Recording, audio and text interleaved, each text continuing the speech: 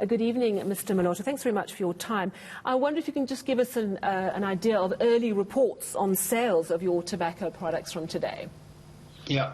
Thank you very much and good evening, Sally. Let me pick up from the point you made around our consumers having had to subject themselves for 4 to 4.5 months of illicit products, and it's been very great for us to reconnect with them and have to provide them with the brands that they loved and are accustomed to, and now they don't have to actually go through very dangerous processes to acquire legal brands. And it's also good that we can once again put money back into the fiscus. So first day of the lifting of the ban has been going so well so far, and we hope that we can sustain the momentum in making sure that we have enough to provide to our consumers.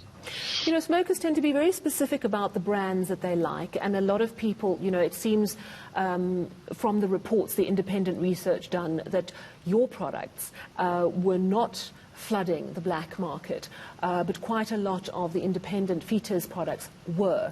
But surely your customers will just immediately switch back to your products now, particularly given they don't have to pay the vastly inflated prices that they were for illegal cigarettes. Yes, Sally, I mean, we certainly do hope so. It's been a tough slog for all of us, 4.5 months, the entire value chain, legal value chain that has suffered immensely. And as you correctly picked up, the study by UCT in 2 waves picked up that we faced a severe decline, given that during the sales ban, any cigarette that was sold was illicit. And we're quite happy that as BAT, you didn't see a significant amount of our product. It was merely a footnote in those reports of our product flowing into market. And right now, that is why we're calling on government to say, first day of coming back into trade, the playing fields are not equal. You know, we have to climb a very high mountain to try and compete with what is a very illicit market at the moment. And you point your finger quite specifically at FITA, and it's interesting because FITA also opposed the ban. So there's no, you know, are you suggesting that they were deliberately flooding the market illegally with their products while at the same time as fighting the sales ban? Well, Sally, that's a question you'll have to pose to FITA. We are merely pointing out to an independent study. By the way, it's a UCT study which is anti-tobacco. So that is a very objective, if you'd like, assessment of what they picked up during their 2 surveys. So what we're merely pointing out is that now that all of us are able to sell legally, government ought to carefully look at what is happening in the market and who are the culprits that are trading in illicit products. You say something very interesting in the media release you sent out, and you say that South Africa has the biggest by far illegal trade in tobacco in the world. Is that because of the lockdown, or has that always been the case? So in 2018, Sally, when Ipsos conducted its research on behalf of the then TISA, Tobacco Institute of Southern Africa, around September, Ipsos picked up that for the first time in the world ever, an illicit brand was actually the top-selling brand. So when Commissioner Kisweta joined SARS, they started to turn things around a bit for us to start seeing illicit drop. Of course, once the sales ban was imposed, it simply made South Africa the #1 country in terms of illicit tobacco products, because 93% of smokers could still access their product in a market that had a complete sales ban. So yes, right now we are also emerging still with very, very high illicit numbers of cigarette sales in the market. You've also called on government to ratify the WHO illicit trade protocol, which you say they signed 7 years ago. They haven't ratified it.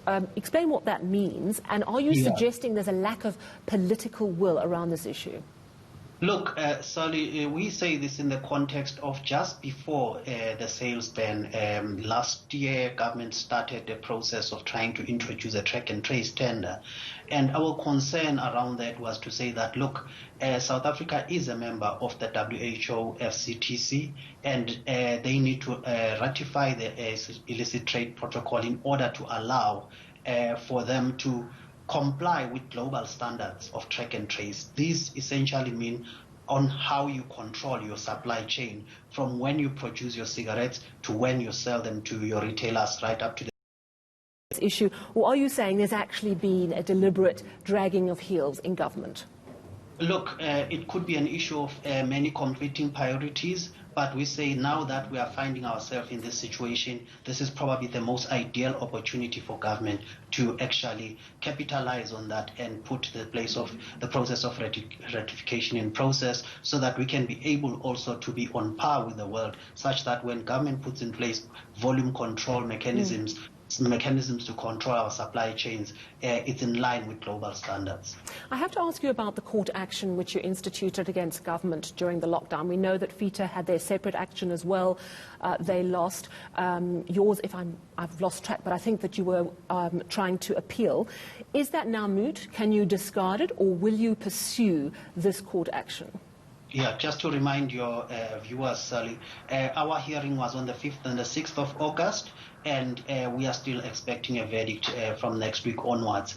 And if you recall, at the end of the hearing, the judges did ask that what should happen if, as we step outside the courtroom, the government lifts the ban. But because there are so many uncertainties, we don't know when the lockdown will end, when COVID will be away. We therefore said we would still like to have a judgment, because we don't know when we may be moved back to a higher level where we may again be banned. Therefore, just for legal certainty, this is just for legal certainty, we said we would still like to see a verdict. In any event, we can't interfere with the court process. Now that the law is taking its course, we'll just have to wait for the outcome. Well, thank you very much for your time this evening, Johnny Moloto. He's Head of External Affairs for British American Tobacco here in South Africa.